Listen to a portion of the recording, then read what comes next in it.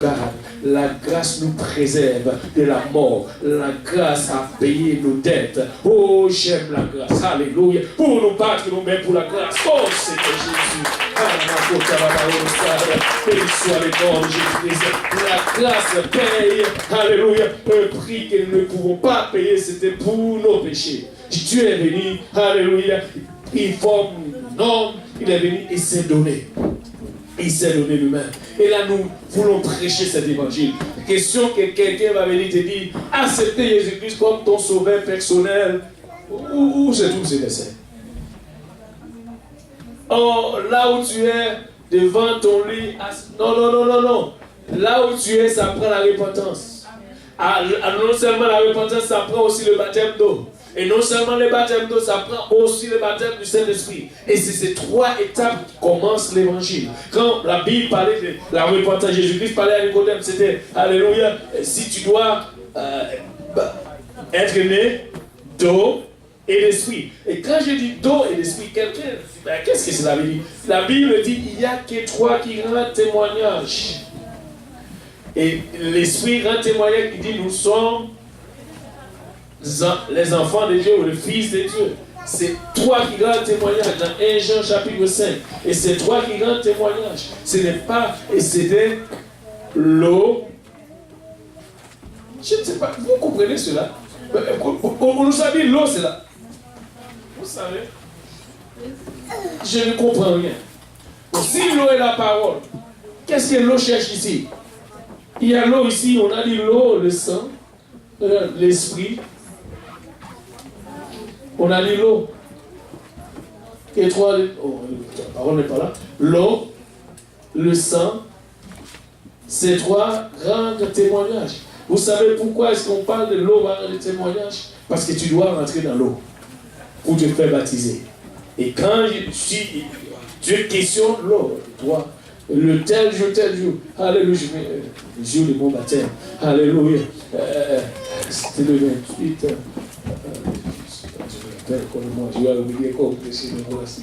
Alléluia. Et là, quand il y a trois qui rendent témoignage, l'esprit, l'eau et le sang, et les trois sont d'accord. Et quand on parle ici des trois, quelqu'un va venir et dire, ces trois ici signifient la Trinité. Ça, c'est grave. Où est la Trinité ici? Pas parce que c'est là dit trois, c'est la Trinité. Nous ne aimons pas un Dieu de Trinité. Dieu n'est pas trois. Dieu est un. Dieu n'est pas toi. Au commencement était la parole. Dieu, regarde, au commencement était la parole. La parole, c'est Jésus-Christ qui est venu. La Bible dit cette parole a été faite chair. Où se trouve c'est toi? D'ailleurs, quand on parle de Dieu, alléluia, on voit que Dieu lui-même, il a parlé, les choses ont été créées. Et quand on regarde dans Jean, au commencement était la parole était avec Dieu et la parole était Dieu. Où se trouve c'est toi? Je ne comprends rien. Et le verset 14, on dit la parole a été faite chair. Où se trouve c'est toi? Si la parole a été faite chair, où? C'est quoi l'autre? La parole a été faite chair. Regarde, c'est cette parole qui est faite chair. Ce n'était pas, alléluia, et une autre. D'ailleurs, quand la Bible parle le Fils de Dieu, ça parle de la chair. Le Fils qu'on parle de Jésus, c'est cette chair qui est venue et prendre notre place et mourir à la croix pour nous. Écoutez, quand on parle de Jésus-Christ, il est Dieu au commencement, car la Bible dit il est Alpha et l'Oméga. S'il est Alpha et l'Oméga, c'est qu'il est en train de dire, oh, il n'y a pas un autre Dieu avant moi. Il n'y a pas un autre Dieu avant moi. C'est moi qui est le Dieu. Il a dit le commencement et la fin. Et vous savez, il n'y a que Dieu qui est le commencement. Il n'y a pas un autre commencement. Il n'y a que Dieu qui est le commencement. Si c'est Dieu qui est le commencement, comment Jésus-Christ? Alors, on sait qu'il est le Fils. Quand on parle du Fils de Dieu, on parle tout simplement de, alléluia, la chair. Jésus-Christ, c'est cette chair qui est venue. Vous savez, c'est pourquoi je vous dis, la Bible, on peut voir ce grand mystère, et ce mystère, c'est la piété. Pourquoi on voit ce mystère? La Bible dit qu'il n'y a que deux mystères. D'abord, il faut que la parole, Dieu te révèle ces choses. Si tu n'as pas encore la révélation qui est Dieu, alléluia, je vais te dire, je viens pour te dire ici, alléluia, Dieu, c'est Jésus-Christ qui est venu en chair. La Bible dit il est l'empreinte. Écoutez, tu ne peux pas porter l'empreinte de quelqu'un d'autre. il est l'empreinte de sa personne. En d'autres termes, il n'y a qu'une seule personne qui est venue en chair, Jésus-Christ. Dieu n'est pas une personne, cet esprit n'est pas une personne. Ne me dis pas qu'il y a un Dieu en trois personnes. Où se trouve cette autre personne? Regarde. Le reflet de sa gloire est l'empreinte de sa personne. Jésus-Christ est l'empreinte. Écoutez, tu peux trouver l'empreinte de quelqu'un d'autre? Non. L'empreinte de cette personne, c'est-à-dire c'est lui-même. Si c'est l'empreinte, c'est-à-dire c'est Jésus qui est Dieu. Amen. Alléluia. Pour nous battre nous-mêmes, c'est Dieu tout ça. C'est Jésus qui est Dieu.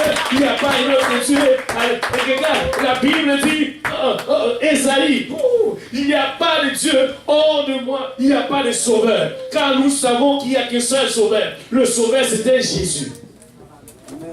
Oh, alléluia. Ésaïe, alléluia. Je vais juste finir avec ce passage. C'est pas Ésaïe 43, verset 10. Ça, c'est un passage fort. Un passage fort. Et quand c'est explique, je ne sais pas comment est-ce que tu comprends ce passage. Ouais.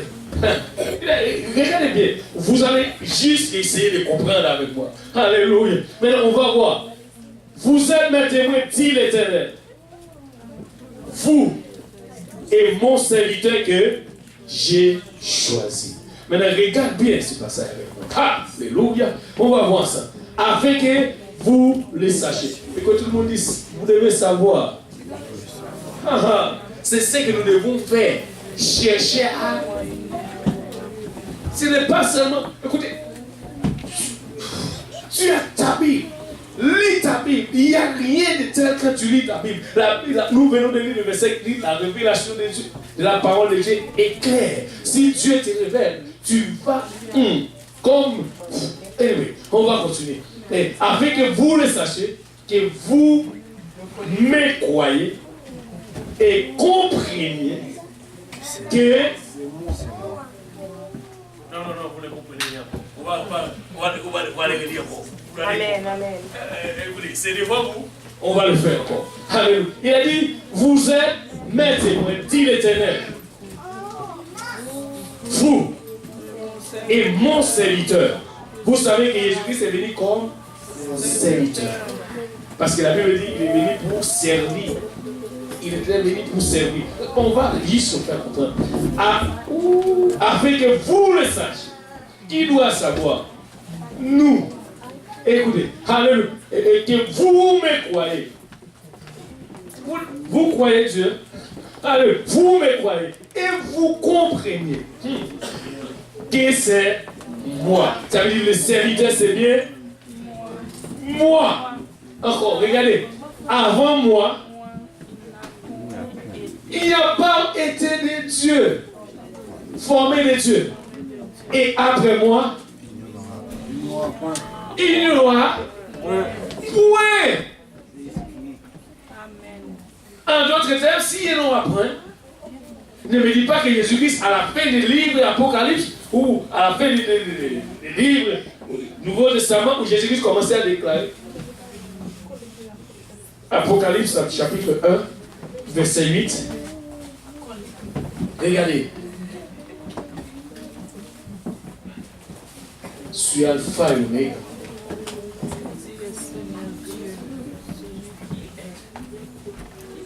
Je suis Alpha et Oméga.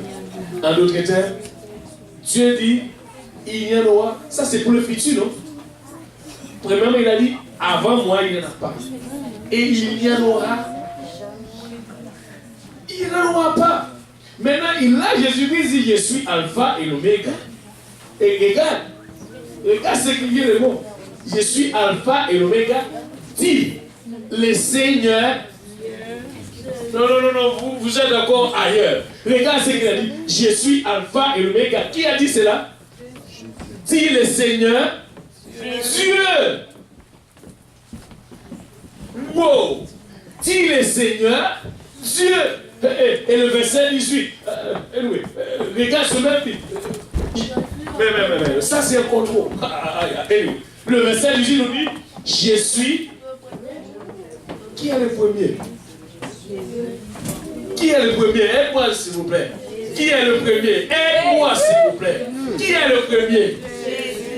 Ah! C'est-à-dire que c'est Jésus-Christ qui est le premier, il est Dieu. Il n'a pas d'autre que Dieu. S'il est le premier, c'est qu'il a... Alléluia. Et il a dit, wow, j'étais mort. Et voici, je suis pour combien de temps? Il y a de l'espoir. Et quand on va dire il y a de l'espoir. Pourquoi il y a de l'espoir? Parce que mon Dieu est vivant. Oh, alléluia. Et là, il a dit, non seulement je suis vivant, mais je fais quelque chose. Je tiens. Je tiens les clés de la mort. En d'autres termes, tu dois passer de la mort à la vie. Le c'est là. Quel problème. Aïe, aïe, aïe. On doit passer de la mort à la vie. Et nous trouvons la vie en qui? Parce qu'il a la clé de... Oh, alléluia. Voici l'espoir. Et c'est pourquoi nous vivons. Écoutez, si quelqu'un ne porte pas ce nom, tu es encore dans ta mort. Si tu veux revenir à la vie, tu dois avoir le nom de Jésus-Christ. Tu dois porter ce nom, alléluia, revêtu de ce nom, alléluia, dans les eaux du baptême. C'est pourquoi il a dit, et les apôtres, ceux qui ont prêché l'évangile, alléluia, ils prêchent le nom de Jésus-Christ. Le baptême doit se tenir pas au nom du Père, du Fils et du Saint-Esprit, nulle part de la Bible. Dans la Bible, une seule personne a été baptisée au nom du Père, au nom du Fils, au nom du Saint-Esprit. Du Saint-Esprit, bien sûr. Toute personne qui s'est faisait baptiser dans la Bible. Que tout le monde dit la Bible. La Bible. Alléluia. Se fait baptiser au nom de Jésus-Christ. Même les disciples des gens, ils ont été baptisés sans aucun nom. Mais quand ils ont rencontré l'apôtre Paul, Paul lui a dit, wow, wow, wow, c'était Jésus. Et il s'est fait baptiser au nom de Jésus. Écoutez, ne laisse pas le diable te convaincre, dire que le baptême fait contraire. Et la Bible dit il y a un seul Seigneur, un seul baptême, une seule foi. Oh! Et ce baptême doit bien faire. Quand la Bible dit une seule baptême, c'est là que dit que si tu as été déjà plongé pour le Père et du Fils et du Saint-Esprit, tu dois faire le baptême correct. Ça veut dire le nom de Jésus-Christ soit invoqué sur toi. Quand le nom de Jésus-Christ est invoqué sur toi, cela enlève le péché. Regarde ce que la Bible dit. Alléluia. Écoutez, il dit, ouh.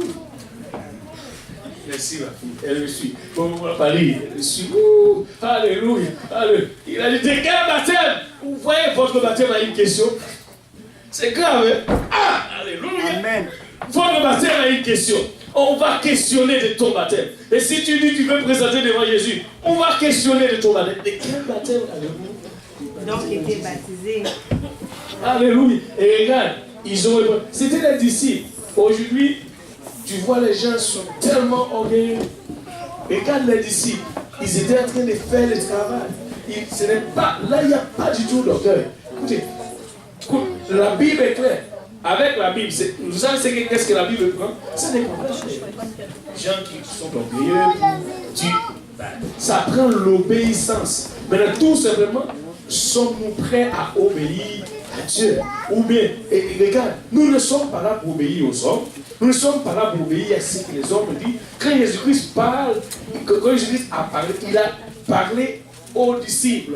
C'est-à-dire avec ces gens qui ont baptisé au nom de Jésus. C'est avec ces gens que Jésus-Christ parlait.